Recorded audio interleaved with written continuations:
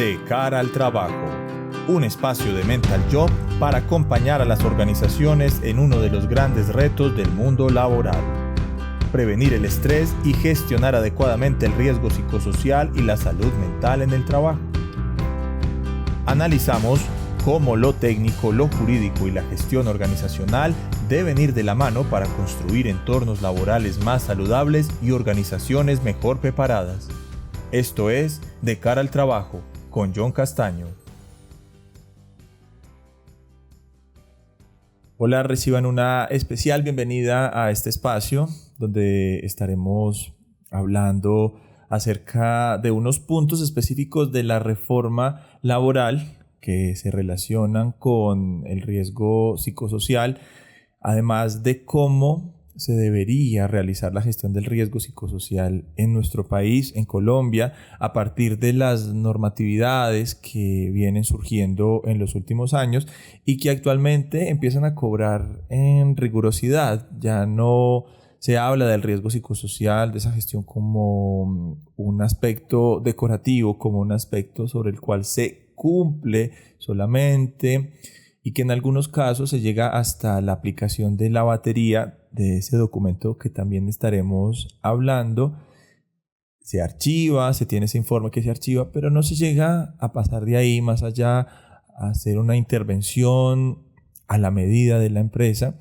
Y precisamente a partir de esto van surgiendo para las empresas ciertos riesgos, entre ellos el jurídico. Así que podemos decir que vamos a tener hoy una mirada técnica del riesgo psicosocial, pero también vamos a ver implicaciones jurídicas de este aspecto tan importante.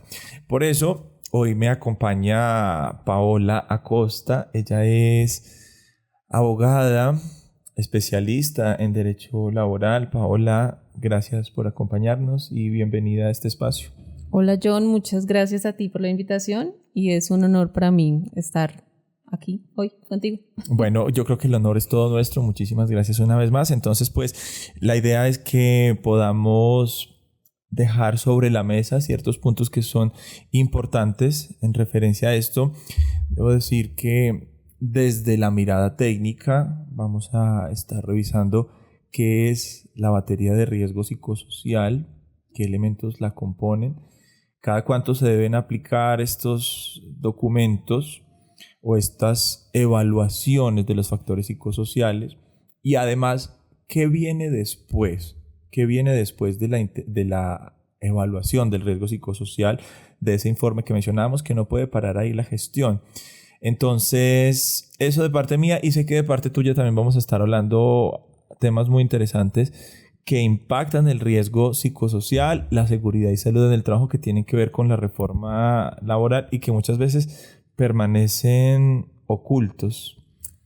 Sí, la idea es que toquemos un poco muy someramente lo que es la reforma laboral, no lo hablemos de manera muy alargada ni de lo que ya comúnmente todo el mundo sabe, sí, sino de temas muy puntuales de la reforma y de otras normatividades que han salido que impactan de alguna manera el tema psicológico de los trabajadores, por decirlo de alguna manera. Sí, es verdad. Bueno, yo me quiero ir de entrada con una pregunta, no sé si sea fuerte de inicio, pero la vamos a hacer. Pero antes quiero, claro, aclarar o aterrizar un poco más eso.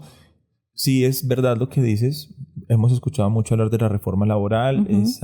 Tú me vas a corregir, la ley 2466 del 2025. Del año pasado, sí, del correcto. Año pasado. O sea, es una ley reciente, además. Muy reciente. Que hace que todas las empresas, especialmente las MIPYMES, que no tienen una estructura administrativa tan robusta, pues sí, tengan dificultades, encuentren barreras para su aplicación, para ponerla en práctica, para cumplir más bien con esta parte. ¿Sí? Sí. Pero sí que es verdad que encontramos abundante información, a pesar de que es una ley reciente, sobre los principales aspectos de la reforma laboral, de cómo impacta esto los horarios, entre otros puntos.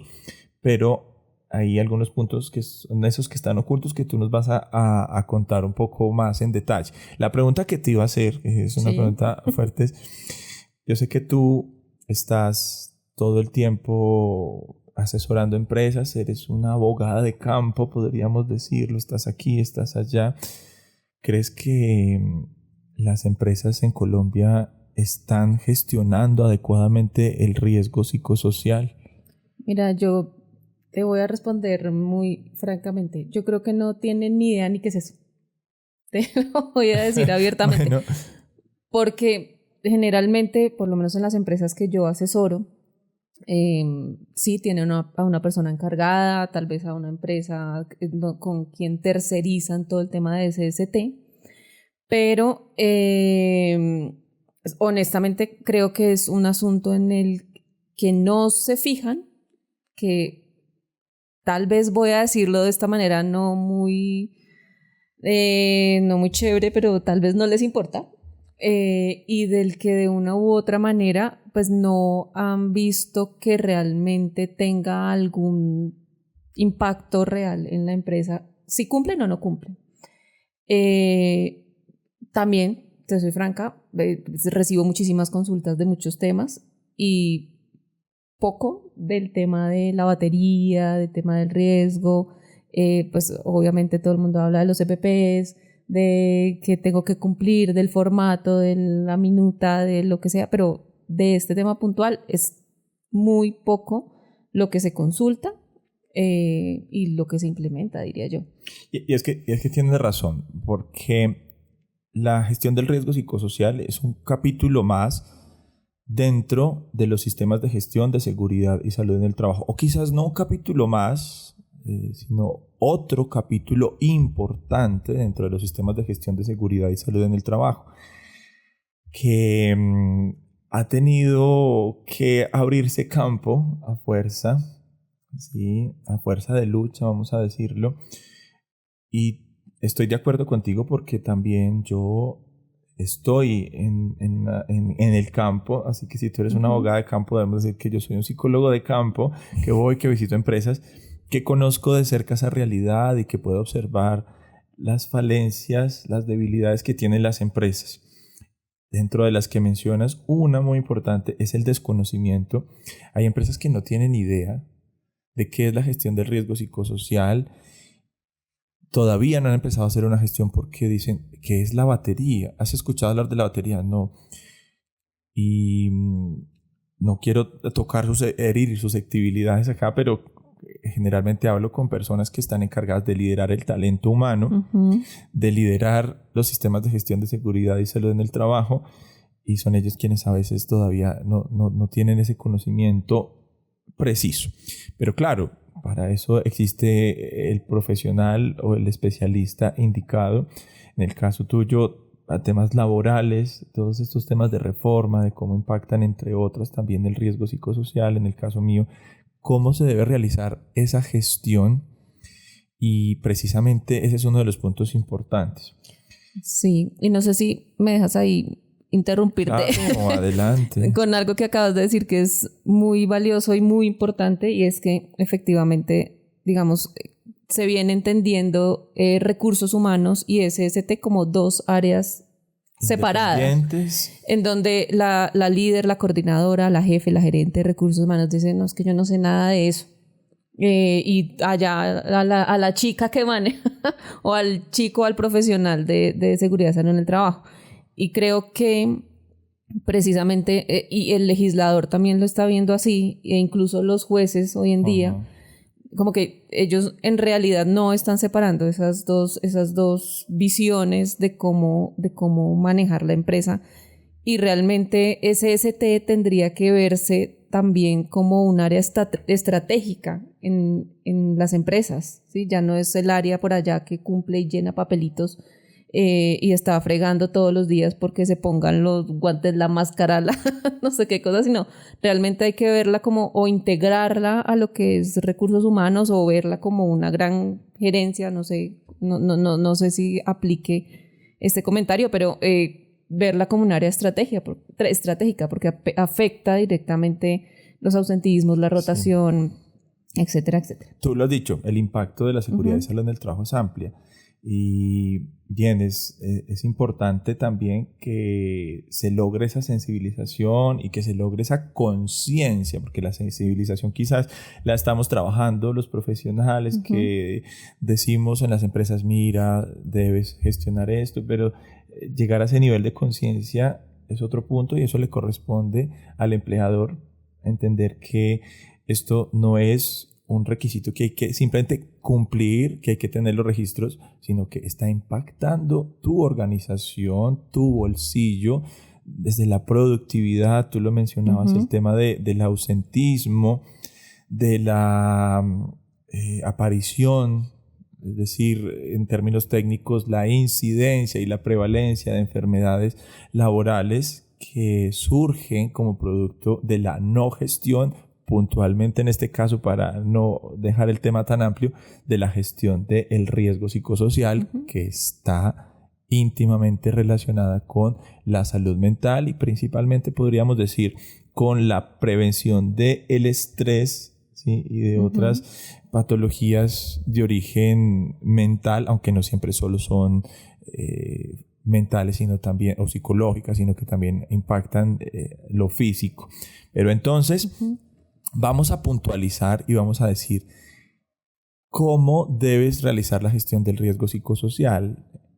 Aquí entramos un poco en el tema normativo para mencionar algunos, la resolución 2646 del 2008, es decir, desde el 2008 ya casi 20 años estaban las empresas obligadas, tanto públicas como privadas, trabajadores independientes, entre otros, a evaluar, a monitorear constantemente, intervenir el riesgo psicosocial, lo cual significa pues que empezamos por la evaluación, que es el diagnóstico. ¿Cómo se hace esa evaluación, ese diagnóstico en Colombia?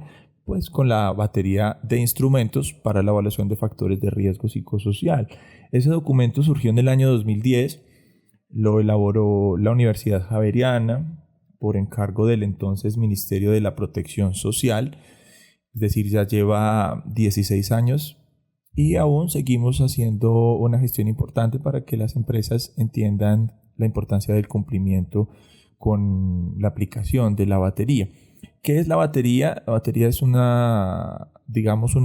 cuestionario donde hay una amplia cantidad de preguntas, un poco más de 200, que indagan a condiciones intralaborales, que indagan condiciones extralaborales, lo intralaboral, y seguramente tú habrás visto de esto en tu ejercicio profesional, pues tienen que ver con el liderazgo, las relaciones sociales, tienen que ver con la capacitación que recibe el trabajador, con el horario, con el salario, con la claridad que tiene de su rol, es decir, lo que se espera de ese trabajador, ¿sí?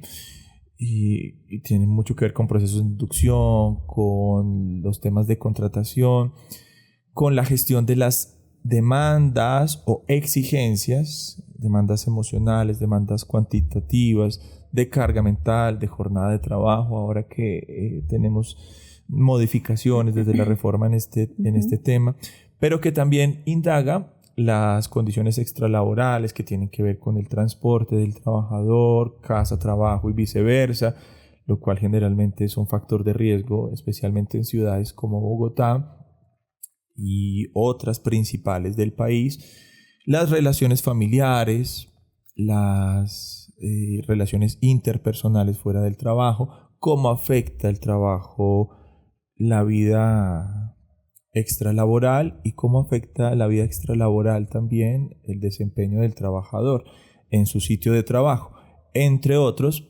Y otro documento más que está dentro de esa batería, precisamente por eso se llama la batería, es un cuestionario de estrés, es decir que actualmente está también la posibilidad de revisar, de monitorear constantemente si los trabajadores tienen riesgos o si ya presentan sintomatología relacionada con el estrés, dolores de cabeza frecuentes, temas gastrointestinales, de ajuste con su trabajo, del manejo que le dan a las situaciones propias de la vida, entre otros, lo cual le permite al empleador anticiparse a la aparición de esas enfermedades. Creo que este es el punto clave, que no se espere a tener un diagnóstico de ansiedad, de depresión, entre otros, sino que la empresa pueda actuar.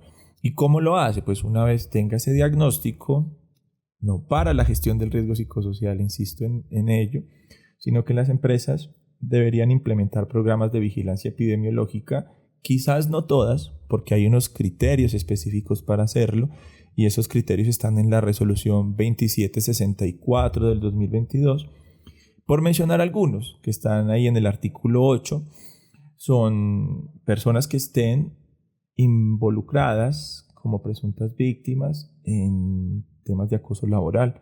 Los comités, creo ahorita nos vas a contar, también tuvieron sus modificaciones desde la reforma. El año pasado también. Desde la reforma laboral. El año pasado, claro, con la resolución 3461, ¿es verdad? Sí, te decía ahorita que soy una abogada que se le olvida el nombre de las normas. 3461, sí. Sí, es la 3461. Bueno, ahorita nos cuentas un poco de eso. Otros criterios para cerrar esta parte son, por ejemplo, trabajadores que estén atravesando situaciones de duelo. Y entre más grande la empresa, yo creo que más probabilidades hay de que un trabajador esté pasando por esto. Y si te digo que hoy en día las situaciones de duelo se extienden a las mascotas. Bueno, desde lo legal. Hubo un sindicato que recientemente negoció dentro de su pliego de peticiones. Sí. No me recuerdo si era 1 o 2 días de duelo por fallecimiento de la mascota. Entonces, ya está quedando dentro de... Eso no es norma nacional, por supuesto. Bueno. Sí, eso es para un caso específico de una empresa, o más bien de un sindicato que solicitó que dentro de sus normas internas se incluya. Entonces, mira hasta dónde todo ese impacto en el tema emocional del trabajador llega. Sí, también. Bueno, eso te iba a decir, claro, es que, y ahora se suma esto, pero entiendo que todavía es algo que está en revisión y bajo casos puntuales. Sí, es solamente un caso de una, para que no se interprete como que es una norma ni nada por el estilo, no. Es un sindicato de una empresa, puntualmente, que le solicita a su empresa que esto quede incluido dentro de las normas de la compañía, únicamente. Entiendo. O sea, es las negociaciones que hacen sindicato y empresas, lo que salga de ahí es ley para la empresa, únicamente, ¿no? Claro. Pero es algo que muy seguramente va a empezar también en auge en esas negociaciones, porque generalmente todo empieza ahí, en los sindicatos, las peticiones a la empresa, y en unos años, no te voy a decir cuántos, pero es algo que muy seguramente por algún lado va a empezar a hacer eco y bueno, no sabemos, ¿no? Claro, definitivamente marca un precedente. Lo claro de esto es que se marca un precedente y por ahí empiezan a desarrollarse otros tipos de normas, pero mientras tanto nos quedamos entonces con situaciones de duelo por la pérdida de familiares y también por separación, ¿no? También están ahí dentro de eso. Esos trabajadores también deberían estar dentro de un programa de vigilancia epidemiológica en la empresa, así como los que tengan consumo conflictivo de sustancias psicoactivas y alcohol, quienes estén atravesando situaciones vitales impactantes, y ahí hay un amplio espectro de posibilidades, porque puede ser que te hayan diagnosticado una enfermedad grave, entre otros. También depende de las condiciones individuales. Por eso también se tiene la evaluación de estilos de afrontamiento para entender cómo esas diferencias pueden afectar, pueden hacer que unas personas sean más vulnerables a padecer los efectos del estrés. Eso entonces da ese campo para que después de la evaluación se implementen los programas de vigilancia epidemiológica. Las empresas tienen además otros documentos que son apoyo, como los protocolos. Son 14 protocolos, incluidos dentro de estos 14 el protocolo de acciones generales y la guía general. Otros protocolos por sector económico, otros protocolos también pues por afectaciones en la salud. Hay protocolos para ansiedad, para depresión, estrés agudo, estrés postraumático, duelo y acoso laboral. Y esto guía lo que las empresas deben hacer después, porque quizás puede surgir la pregunta: ¿y qué hago después de aplicar la batería? Es que me salió que tenía esto alto, porque generalmente lo que te vas a encontrar es una escala de riesgo: alto, muy alto, medio o bajo. Bueno, si me salió muy alto, ¿qué hago? Entonces los protocolos, si bien no son el documento más específico en cuanto a lo que debes hacer, sí son una guía muy útil para empezar a desarrollar acciones desde la creatividad. Yo lo veo así, ¿sí? Cada empresa tiene que buscar el zapato que mejor se le ajusta, y eso requiere creatividad. Cómo diseñar un programa o de vigilancia epidemiológica, pues también requiere el conocimiento de la empresa, pero sobre todo el apoyo de un profesional especialista en esto, que la empresa a veces carece. Entonces pues tiene la posibilidad de hacerlo de manera independiente, si bien no de planta, pues también la asesoría vale mucho en estos casos. No le puede preguntar a ChatGPT. Bueno, sí, no voy a tocar ese tema, pero por ahí se puede encontrar con unas sorpresas que además están muchas veces desactualizados en normas. Voy a dejar ahí, ¿no? Te manda normas de años que ya están derogadas. O de otros países. O de otros países. Bueno, no sé, no conozco tanto de este tema, pero sí sé que puede llegar a tener errores. Y no, la respuesta es no. Apóyate en el profesional especialista. Por favor. Por favor. Claro que sí. Y bueno, eso en términos de gestión del riesgo psicosocial. Habíamos planteado la pregunta: ¿y cada cuánto aplico la batería? Me encuentro en el terreno de juego, en el campo de batalla, es decir, en el día a día con las empresas, que algunos la aplican una vez y tienen la creencia, por desconocimiento, de que es suficiente. La batería se aplica o bien cada año o bien cada 2 años. Esto depende del nivel de riesgo. Si el nivel de riesgo de tu empresa es alto, muy alto, debes aplicarla cada año y probablemente, muy seguramente, pues implementar un programa de vigilancia epidemiológica de factores de riesgo psicosocial para intervenir. Pero si el riesgo es medio o si es bajo, lo aplicas cada 2 años y también incluyes esas acciones dentro de un programa de gestión del riesgo, dentro del plan anual de trabajo, de seguridad y salud en el trabajo, para hacerle gestión también, por supuesto, lo cual implica identificar esos casos que mencionábamos de duelo, de enfermedades relacionadas con salud mental, entre otros. Yo te preguntaba hace un rato si crees que las empresas estén gestionando el riesgo psicosocial de forma adecuada. Yo imagino que encontrarás diferentes casos dentro de tu experiencia cotidiana. ¿Alguno que se relacione con estos temas que quieras comentarnos? ¿Algún caso en las empresas? En las empresas. O bueno, ¿qué es lo que más le está costando a las empresas cumplir o adaptar a partir de la reforma laboral? Bueno, pues a partir de la reforma laboral, digamos que hay algo que es muy importante para mí destacar en lo que estamos hablando, y es que la reforma no tocó directamente ningún tema técnico realmente de seguridad y salud en el trabajo. Es decir, tú no vas a abrir la norma y a mirar, a ver algo que realmente impacte de manera directa el sistema. Pero lo que sí hizo esa reforma laboral fue elevar los estándares de protección al trabajador. Entonces, efectivamente, es mucho más riguroso la exigencia al empleador de cara a todas las obligaciones que tiene que cumplir con el trabajador.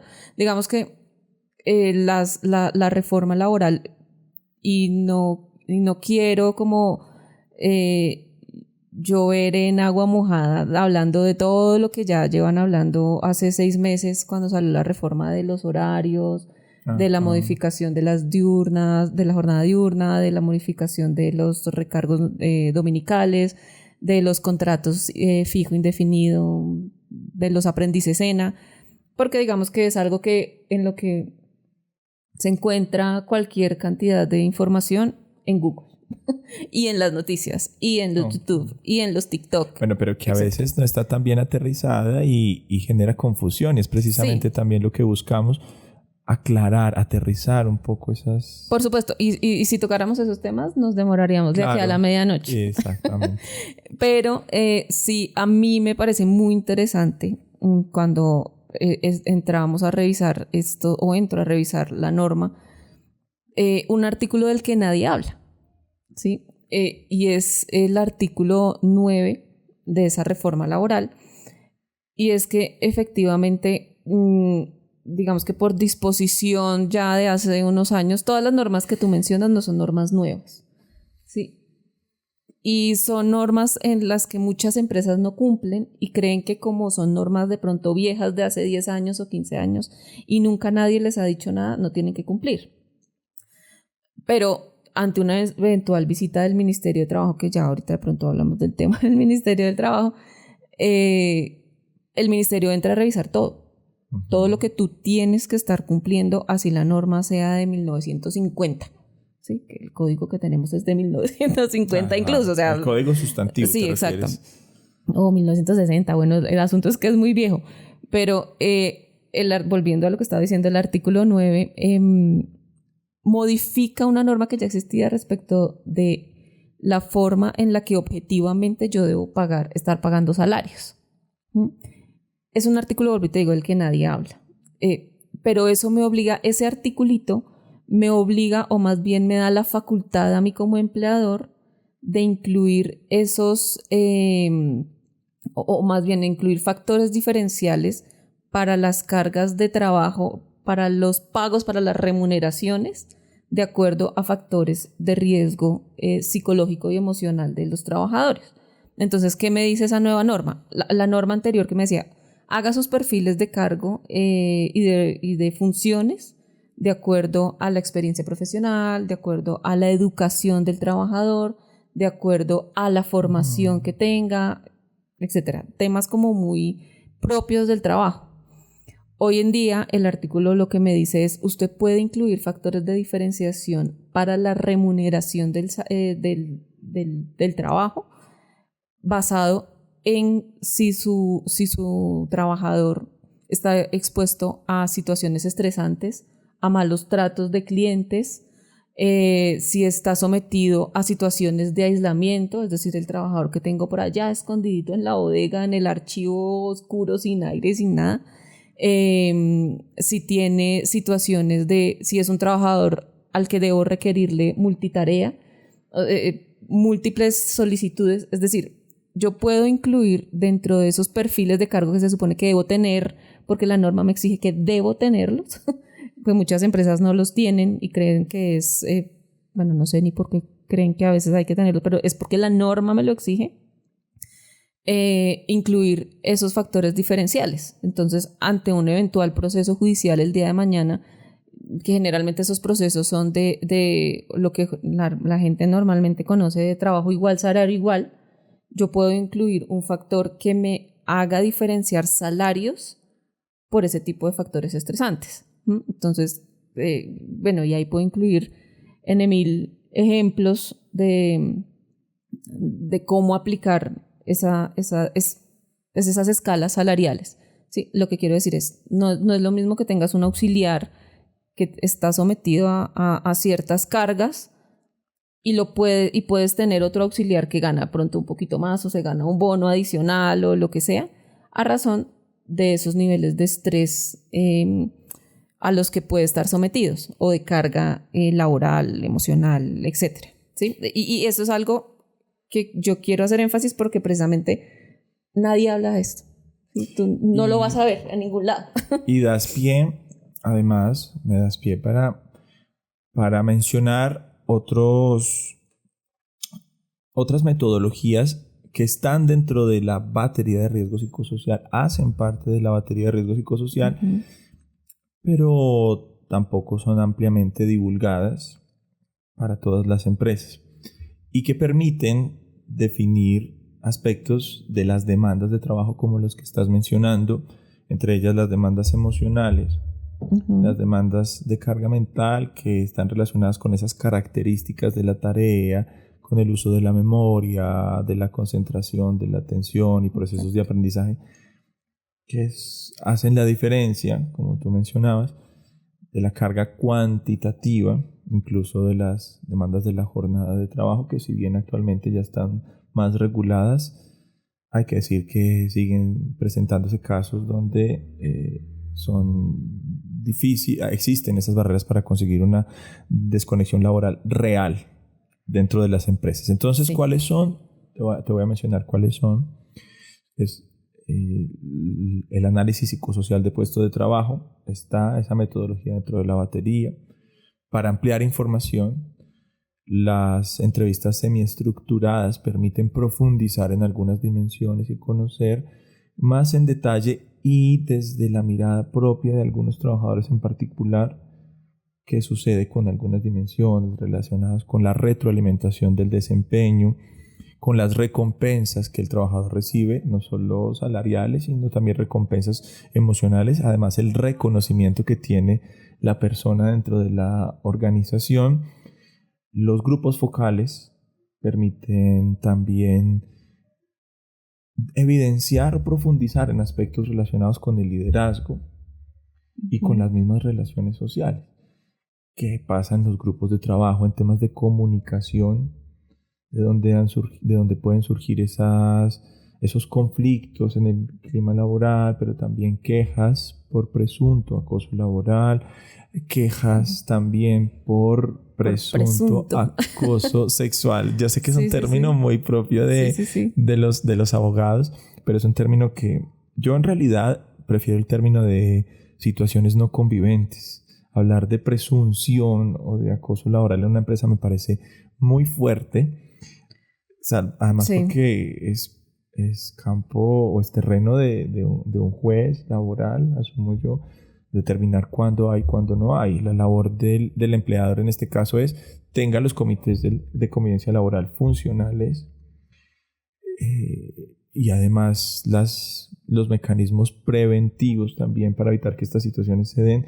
Entre ellos, pues el análisis de factores psicosociales con la batería, con estas metodologías que he mencionado, que permite el grupo focal del que estaba hablando, que permite evidenciar esos detalles de liderazgo, porque muchas empresas dicen, mire, acá se les da esto, se les dan bonos, se les da lo otro, el jefe es así de bueno, el jefe es así de bonito, así de bonita. ¿Por qué se quejan entonces del jefe? Pues entre comillas se quejan, ¿no? Porque esos niveles de riesgo alto. Así que esos grupos focales pues permiten tener en más detalle, pues mira lo que dice el informe de este grupo focal y quizás hay aspectos que la empresa no había visto y esto les permite tener una gestión más adecuada. ¿Qué me ibas a decir? Sí. Te vi que estabas ahí esperando la oportunidad. No, es que me haces pensar en que precisamente que era como el otro asunto no relacionado directamente con, pues es que se vienen muchísimas reformas, ¿no? O sea, a los abogados laborales nos ha tocado estudiar en forma. No, ustedes no se asustan, nos preocupamos nosotros, en fin. Pero bueno, me haces pensar en lo que dice esa resolución 3461 de los comités de convivencia. De los comités de convivencia. Digamos, porque más allá de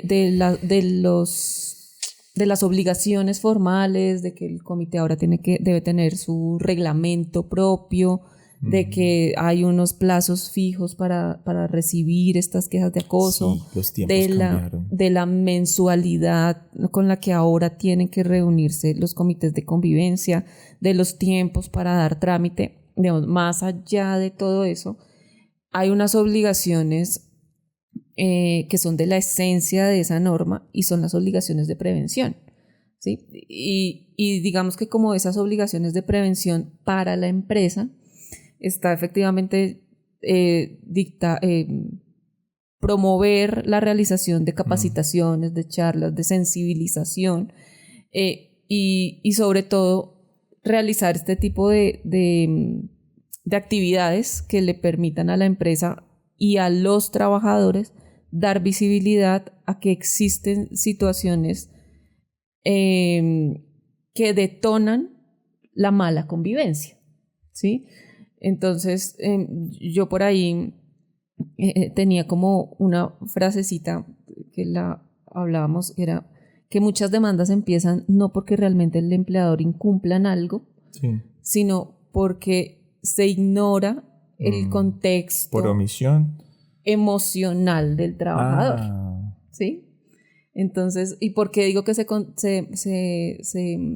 se ignora el contexto emocional del trabajador, porque cuando yo asesoro empresas, ya lo dijiste, pero pues digamos que en esto recibo muchas también solicitudes de parte de trabajadores o consultas, así sea el familiar, el amigo, el conocido, el referido.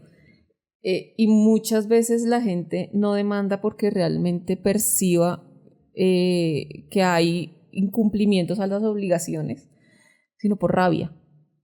Sí, entonces sale el trabajador por venganza. Por venganza. Y el trabajador, cuando se le explica, dice, mire, su caso no es que tenga muchas probabilidades de éxito el trabajador, a veces, o el ex trabajador, más bien, dice, a mí no me importa.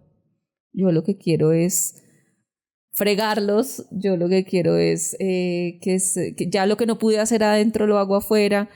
Y sí, por simplemente toda esa congestión que muy seguramente tenía en el trabajo y que no se gestionó de manera oportuna. Pero es verdad que pierden las empresas porque el desgaste en estos procesos y la plata. Porque claro, si no pierden el proceso, desgaste emocional del talento humano, y que si no pierde el proceso. Si no pierde el proceso, pues tiene que invertir en el buen abogado que tiene que contratar. Claro, es verdad. Entonces sí, por supuesto, es un desgaste y es una pérdida finalmente y reputacional también, ¿sabes? Porque de todas formas, por alguna razón los trabajadores se enteran de que hay demandas o que Pepito reclamó. Entonces, eso no le hace bien a todo el ambiente laboral. ¿Sí? Es verdad. Entonces sí, es un impacto grande y la prevención es importante. Claro. Y hace un rato que hablabas tú del tal ChatGPT, pero no solo del ChatGPT, sino en realidad el acceso a la información ahora y a diferentes tipos de información, pues es mucho más fácil. No estoy diciendo que sea información exacta, información precisa, pero sí que es verdad que en las empresas encontramos cada vez trabajadores más informados. Y ellos dicen, oiga, es cierto que esto va por este lado, y aunque parta de la confusión, pues iniciar procesos de demanda también parten de ahí, ¿no? Es que a mí me dijeron que me estaban acosando, es que a mí me dijeron que esto no era así. Lo que trato de decir es que los trabajadores también están actualmente informados y quizás en muchas ocasiones saben lo que la empresa está omitiendo, y por ese lado un trabajador que no esté satisfecho, que es donde no se hace una gestión adecuada, pues también prefiera escoger el camino legal, por no decir los procesos de demanda, para pues mejorar las situaciones o para afectar a la empresa, como tú decías en términos castizos, para joder a la organización. Sí. Bueno, se nos va acabando el tiempo. Entonces, los puntos que me gustaría concluir o resumir de este espacio que hemos tenido es la obligación de las empresas de gestionar el riesgo psicosocial, no solo aplicando la batería de riesgo psicosocial, sino todo el proceso de intervención que viene posterior a la identificación de los factores de riesgo psicosocial.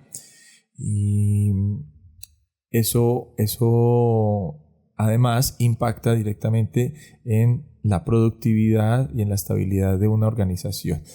Esa es una parte del resumen. Dinos de tu lado con qué nos podemos quedar como conclusión de este espacio. Cuéntales a todos.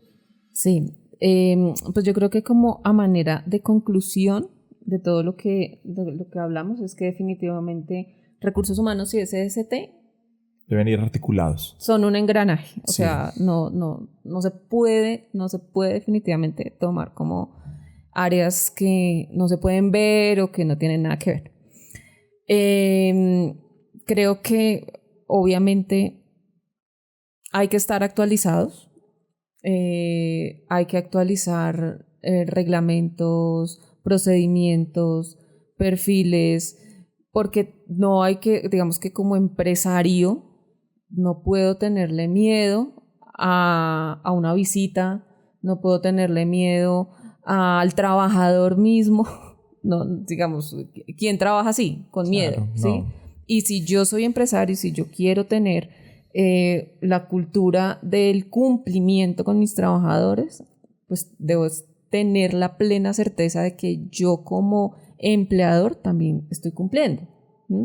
Y asimismo, esa tranquilidad que me da el estar cumpliendo con lo que tengo que cumplir, me permite a mí robustecer también mis estándares de exigencia con el trabajador.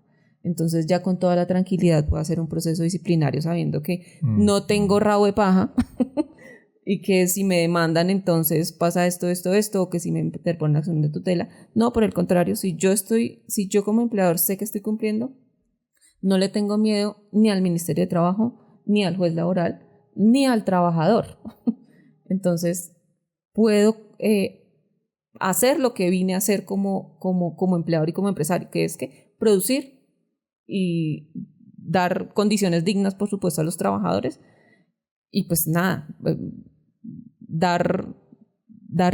darle dinero al trabajador, al mismo y a la sociedad, que pues finalmente es como el llamado, ¿no? Y también creo que una gran conclusión es, después de todo esto, preguntarse o que las empresas también se pregunten si se sienten tranquilos, si tienen esa tranquilidad.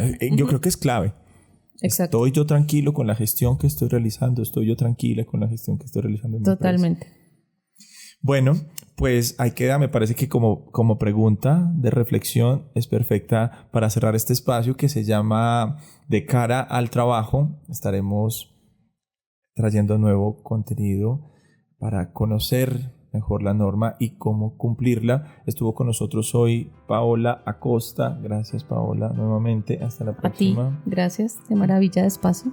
Bueno. Y ustedes también, gracias por estar ahí con nosotros. Hasta una próxima oportunidad.